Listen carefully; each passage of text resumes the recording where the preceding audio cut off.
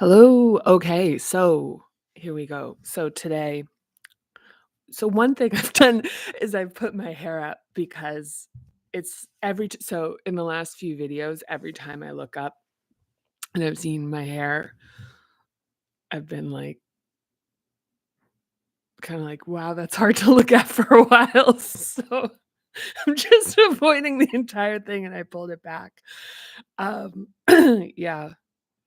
So here we go. So we've just a no hair face. Okay, so today, couple things. I'm going to talk about the insight and dream journal practices, and this involves like finding out and exploring what your superpower is. And one of the things that I've just like made note of as I'm reading this is that these long form journal practices at the end of the 11th chapter. And once again, there's a lot of things in here that have just really surprised me that, in terms of like how this book came through and how it is architected in a way that is just so beyond what I could have ever conceived or imagined, is that these practices, like, they really are like this revisiting of all of the hubs in the ascension process. And then next chapter, we're going to go into the descending order, where we start working on how to create things and bring them into the physical world. So there's a couple things before I jump in. So here we are, where this is my well-worn copy. This is what it looks like when it's new. The book. Badoop. And let's see, let me put this back. Okay. So a couple things I want to talk about that have come up in like the last day or so that I thought like I might as well just address here. One of them is about protection. And it's mentioned throughout in this methodology the importance of protection, that the first spell a magician learns is one of protection. And I would, prompt you, if you have the book, go back. It's in the 20s, page 20 something or other. I'll look it up. Or you can find it in the readings. If you can tolerate listening to me read it. It's page 24 is the introduction to boundaries, and then 25 is you have the 7 hub boundaries. To revisit those, because the point that I want to make here is that, there are a lot of, let's see, let me just kind of like gather my thoughts on this.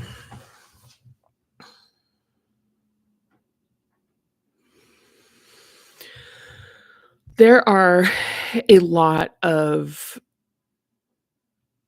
people who are sort of in this like sort of spiritual space that are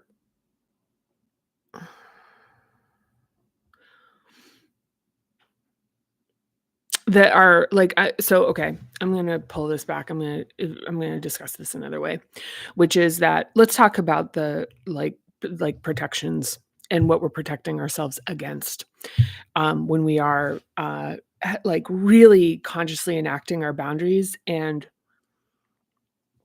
the first being that, like, let's go hub by hub. So the first hub that corresponds with the first chakra and the initial stage of the nervous system's development is about physical safety.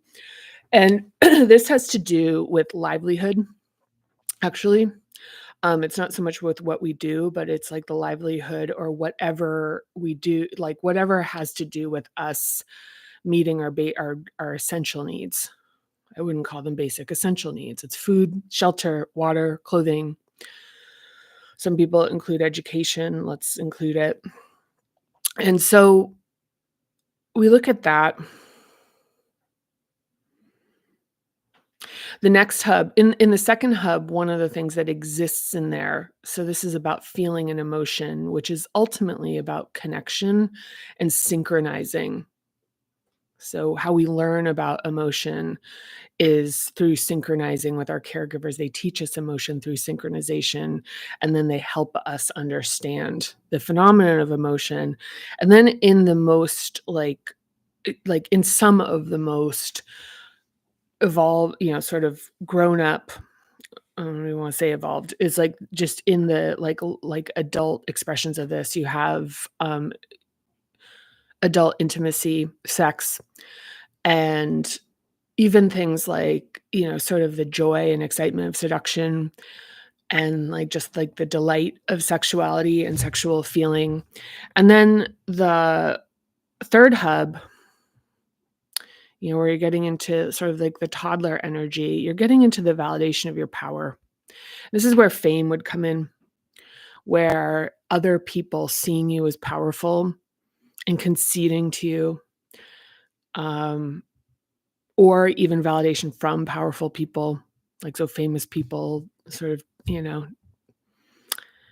seeing you and validating you, that kind of thing. Um, and then in the fourth hub, it's love and connection.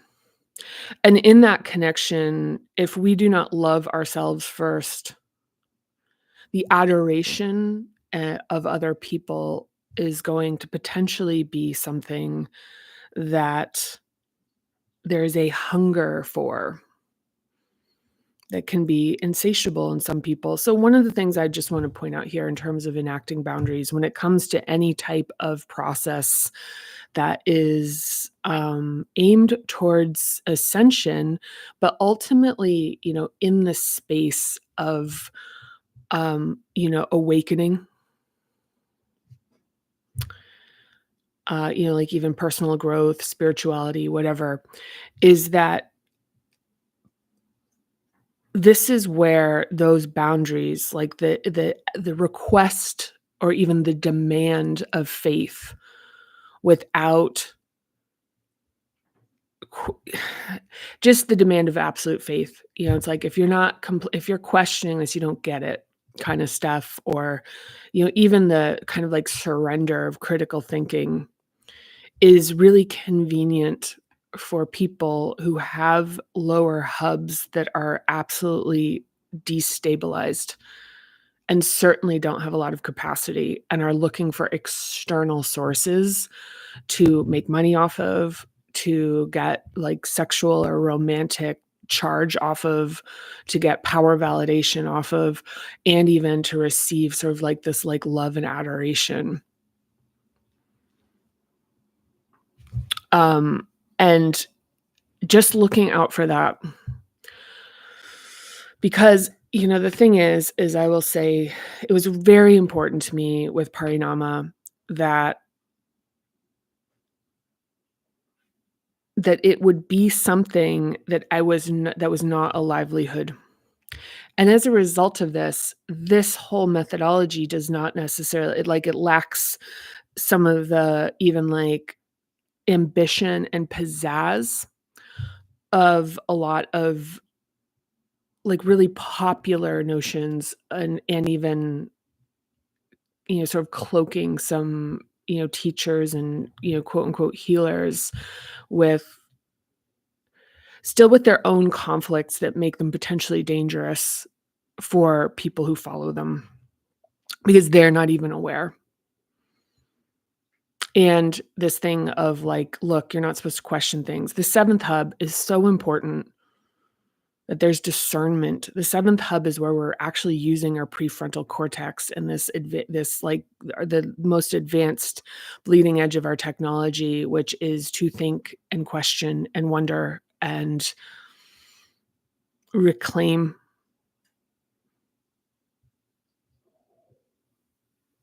the importance of that. The importance of that. So I just want to say, for me, and even question me, like I'm certainly not saying like I'm not making a case for myself here. I'm not making a case for why I'm doing things the right way, even though I kind of am. Um, so I guess in a sense, I'll say that, let's see, how do I put this without maybe explaining the way that I approach this, which is that the importance to me, and this even in the practice of the last year was heightened, which is that, like, I've already made money. I know how to make money. So people that who are teachers who are really consistently talking about, like, how to make money, charging, like, the kind of whole thing where people are charging massive amounts of money for, like, coaching and spiritual development, like, energy exchange. One of the things I'll tell you is that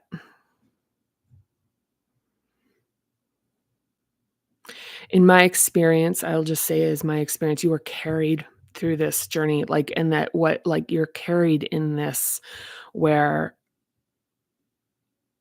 the people that were supposed to be helping are, when they're responsible for taking care of the lowest level of your existence.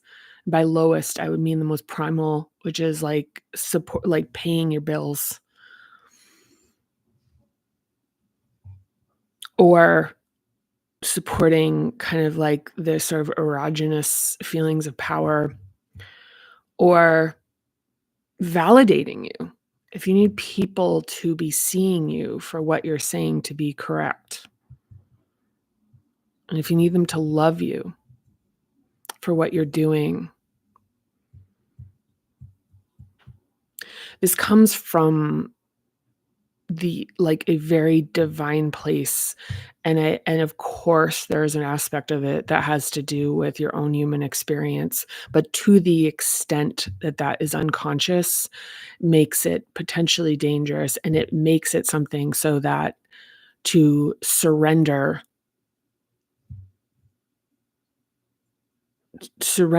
like, I'd call it like critical thinking, like to kind of put everything through, like, well, is this really?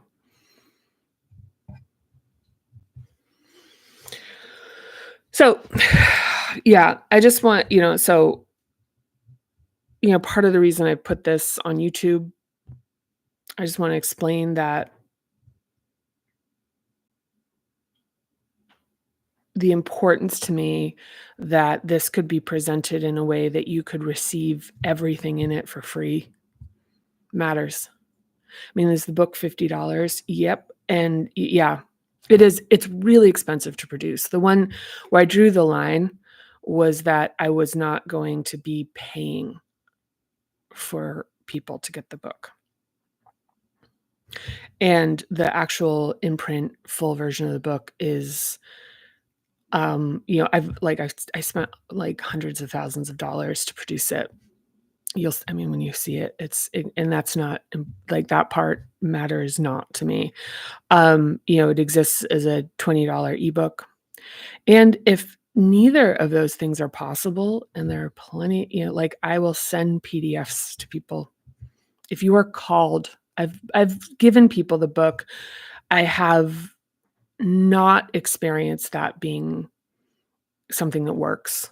There has to be some type of activation that you have in you, that where there's like a sense of like action, but it's not necessarily like, if it, like, money for me isn't really the primary method of exchange. There just needs to be, this is so hard.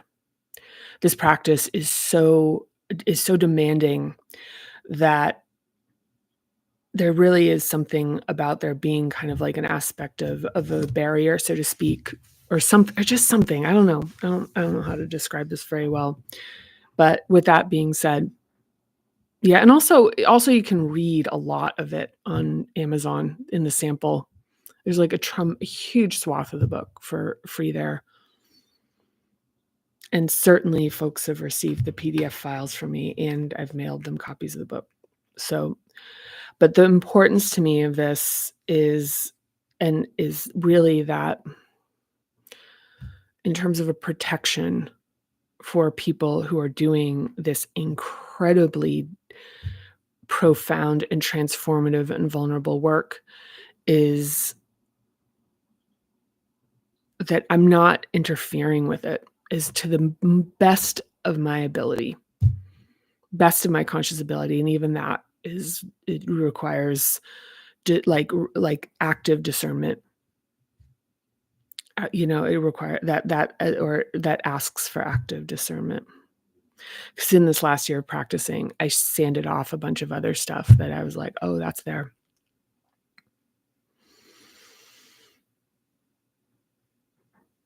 So, yeah. So it's kind of like a long preamble. It's landing in a really random place, and quite frankly, I'm saying this into the void, so if whatever space and time you're catching this. Hi.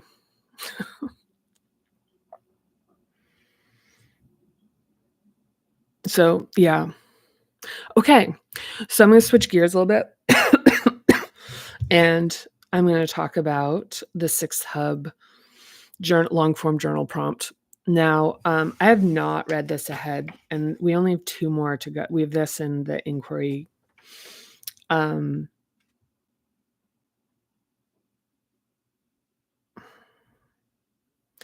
so I'm gonna get into it. So the 6th hub, the insight and dream journal, in quotes, "What's your superpower?" So insights and dreams tend to arrive and then quickly fly away.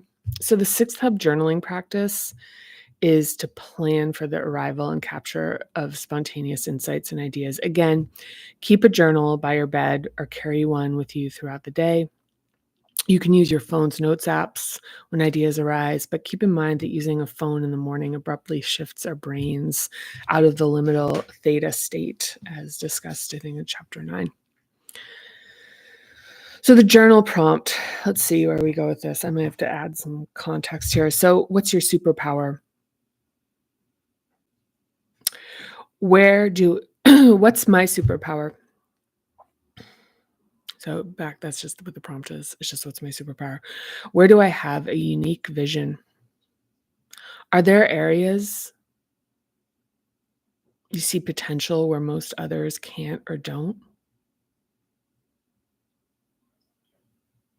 It's kind of weird. What's my superpower? Where do I have unique vision? And there ideas are there areas where you see potential where most others can't? Perhaps you have a knack for making a remarkable meal out of a few measly ingredients, or for recognizing capability in people, or for decorating and organizing a physical space. This exercise can involve the validation of being seen by others. So ask a few people you trust what they see as your greatest strength, or what type of problems they see you as being uniquely skilled at solving. It can help to give them some time, tell them this is an exercise that's part of a process. Optional, once they tell you what they see in you, prepare some words of appreciation for them to make this an exercise in reciprocity, validation, and gratitude. Yeah. So because we live in because we exist for the most part, the shirt is now kind of a we're in a culture that is that puts a lot of like pressure on something being commercially viable. Um, there's a tendency for some of our talents to be like, well, that's not that important. It's super, like, it's so relatable, right? If you're like, I'm great at needlepoint, I'm great at networking, I'm great at whatever, whatever, whatever. Like, I'm great at incense collecting. I'm great at like doodling. I don't, just the thing is with this is that what we're like really in a lot of these long form prompts are really about shifting consciousness into looking at things in a way that is really on your side and positive. It's like looking for the best in yourself and also exploring like what is the thing that is like, what am I great at? Like what's the thing where like when it happens to somebody, I'm the first person that they're going to think about like calling to ask. Like what's my talent? Can I, make a table spread? Can I decorate a room? Can I make a bed? Can I, I make do I make the best caramels? Do I make the, best, I make great bird feeder? Like whatever it is, it's like just really zooming into that. Hairstyles. Am I great at fashion? Am I great at art? It's like and to really lean into like why, what the superpower, like why, like what is it? And just explore it with joy. Because it's like it's like examining a treasure. You have a Fabergé egg and you're like looking at all the intricacies of it. You're like, what are the qualities? Being really curious about yourself, really delighted. It's like, oh, it's because like when this happens, I see this. I was working with someone years ago and we were having this discussion about this exercise. And they flipped it on me really unexpectedly. It was an attorney, and they said, "Well, what's yours?" And I was like, "Hey." It's like, "What's up?" Yeah, like, I took a couple beats, and I've got two really strong superpowers. One is that I can make anything I want happen. It's really like, for me, one of the so for me personally, it's really a matter of wanting it. If I want anything, I can make it happen.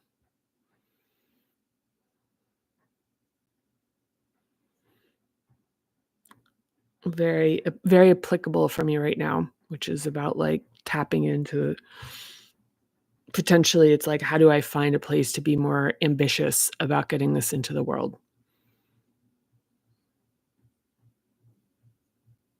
The other is I can see people's potential.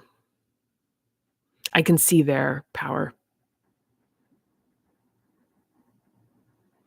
And it's, as someone who's hired gajillions of people all over the world and built teams, it's kind of it's one of the things that made me particularly good at this was that I could see people before they were actualized.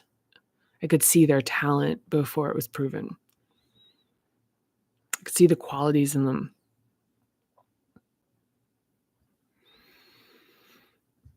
And it's really, and I'll say this is like, so in terms of dissecting that, it's a choice of what to look at in a person. I think all of the talents, like everyone, like they're sort of human in terms of people having the ability to access them.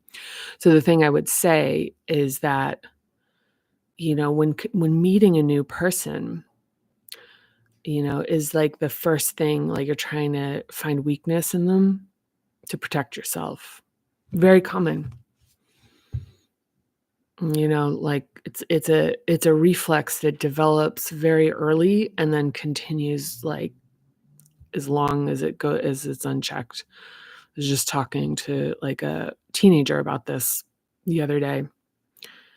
And it's so unconscious that when I was raising it, it was like, kind of just like, whoa, wait, okay. So that's not something that just I do. It's like, yeah, no, very normal. It's a protection. It's a protection. It's to look at all the flaws in somebody just so that, for a number of reasons, we won't get into it here.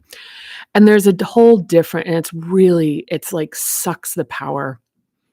It sucks your power out of a situation.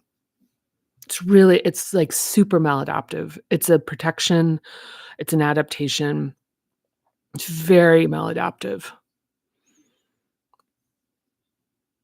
because the feeling of somebody noticing the bad things or, negative things or looking for negative things about you, whether it's something that someone can like pick up on or like see, like there's a quality to somebody that's looking at you in a particular way. You can feel it's just subtle, but it's felt. It's a felt quality. So the choice here is to actually look for the qualities in a person that are extraordinary.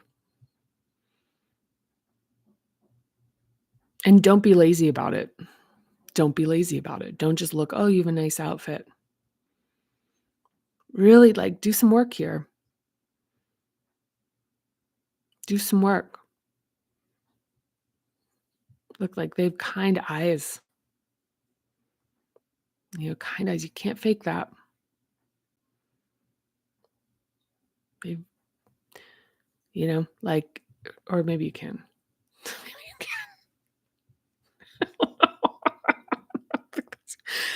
Usually you can't, maybe not.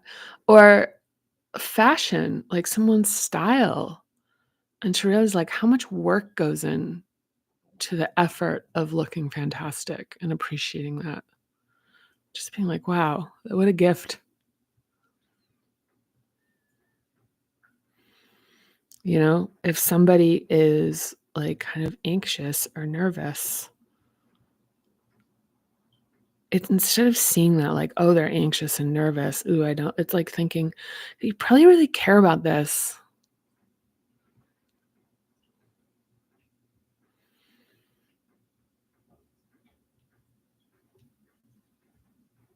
It's like part of the thing about being on your own side is you start to be really good at being on other people's side too.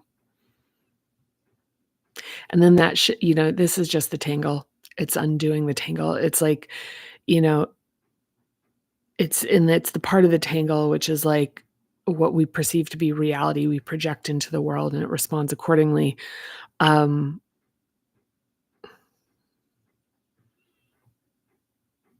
like when you really like yourself, it's just like the thing is like the protection style of like the reflexive defensiveness. I just talked about protections. It's just like that's a level of consciousness where you're actively recruiting faculties.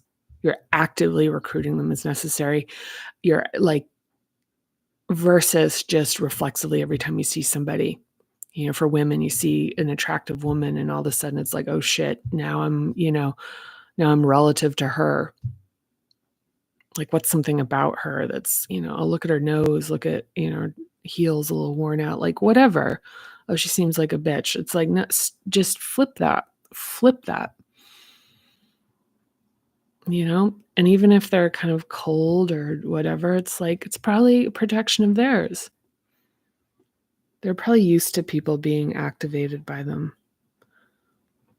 And if they're not nice, who cares? If you have the if you're in this process and external validation, especially from strangers, is not where you're getting your power and your worth from, it doesn't matter. It's like, it's okay. It's like, yeah, it's not about me.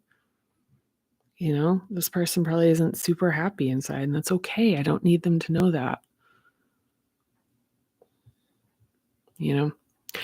Um, maybe they're having a bad day. I've had bad days. I've been a jerk. Like the thing where people like be kind. It's like, no, sometimes you just can't be. Sometimes you're just having a bad day.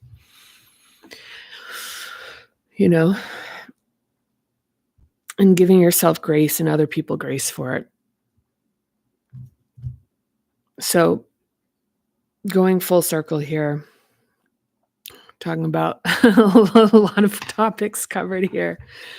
Um, a lot of topics that like sort of in like the spirit of nuance kind of almost seemingly contradict each other. But the point, so I'm just going to revisit like the point about boundaries from the start, the top here is realizing that seeking is vulnerable because in order to receive in the seeking process and see, our aperture has to be open. And a lot of times that seeking is driven out of necessity, of surrender, out of even just being at the end of kind of like just being like nothing's working. I need change. Feel stuck. I feel, whatever, something's just untenable anymore. So there is desperation in it, right? I mean, there's a aspect of desperation in it. And so that vulnerability, when you combine it with folks who themselves are unresolved but have a really good talk track and are very either very like appealing, sexy, charismatic, beautiful, whatever, that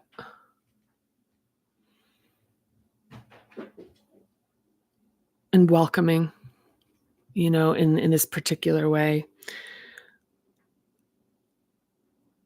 It's just staying just to the best of your ability to stay protecting yourself. And once again, it's like looking at the different boundaries, physical, emotional, the list goes on. It's in the book, or we see the thing. And then the next part of this being that we're talking, the insight and dream journal, which is like, get yourself a nice journal. Get yourself a nice little journal. Keep your eye out. Maybe one will kind of stumble across your path. And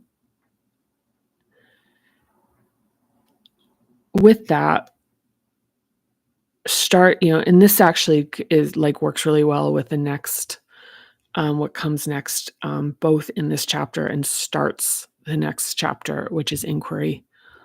So it's asking questions and then just allowing for them to arrive and arise. So having that journal and exploring what is your superpower. You have more than one.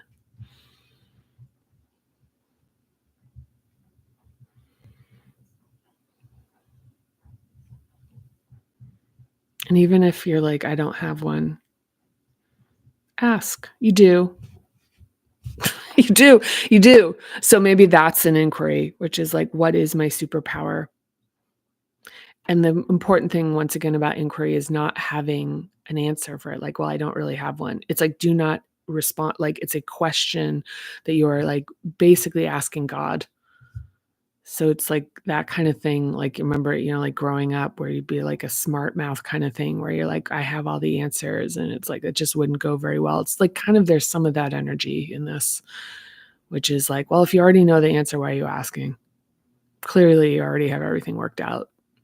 So this is about humility, being humble, asking, and being genuinely receptive for what's going to come back and allowing that in. So, yeah. Okay. All right. This was kind of a long one for a short reading. But yeah, so next we have the last section for chapter 11. Chapter 12, I've been waiting on for a while now because I'm feeling this real sense of something I kind of alluded to in this, which is that like really calling in kind of what my responsibility is and what I'm, what I should be doing, what I'm called to do with this practice, and kind of like watch it happen. We're going to do it in real time. We're going to do it together. So you can this is like manifesting, but for real, it's not like dream booking and stuff like that. And by the way, these are practices that I've used, and I tend to not do a lot of sort of qualifying with previous accomplishments, but like the conscious creation, it's, built businesses. I've generated hundreds and hundreds of millions of dollars of revenue from nothing. So my specialty is building commercial organizations where there is none. So it's not like a sales organization. It's just built. It's like where there's just a product and building it out from there. And I've advised, I do a lot of advising. So this is like, so it has a very practical side to it, but it also is how this book was kind of came into existence, how this methodology came into existence. Yeah, I think the mundane kind of, landing this and practicing it in the real world made this possible, or made certainly grew my capability. So anyway, my eyes look kind of sleepy. Yeah. Okay, so I'm sending you a lot of appreciation and love. And if you have any questions, critiques welcomed, please speak up, exercise your dissension. Tell me I'm wrong and be good at it. That's my only thing. It's just like, and I may or may not defend myself. That's one of the great joys, is it depends on how interesting it is to me. Oh my God. Just give yourself give yourself the experience. Okay. That's it. I did it. I did it. Okay. But listen, you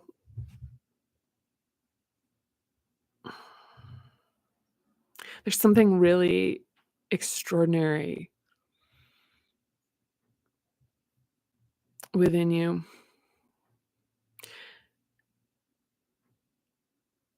And what we're doing here in this practice is reclaiming it and recognizing it outside of the context of it having to be superior to anyone else.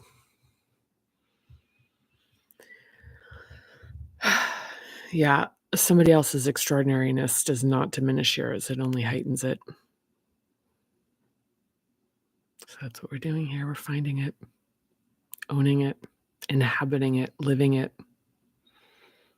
Let's do it. All right. I love you, and I'll see you next time. Bye-bye.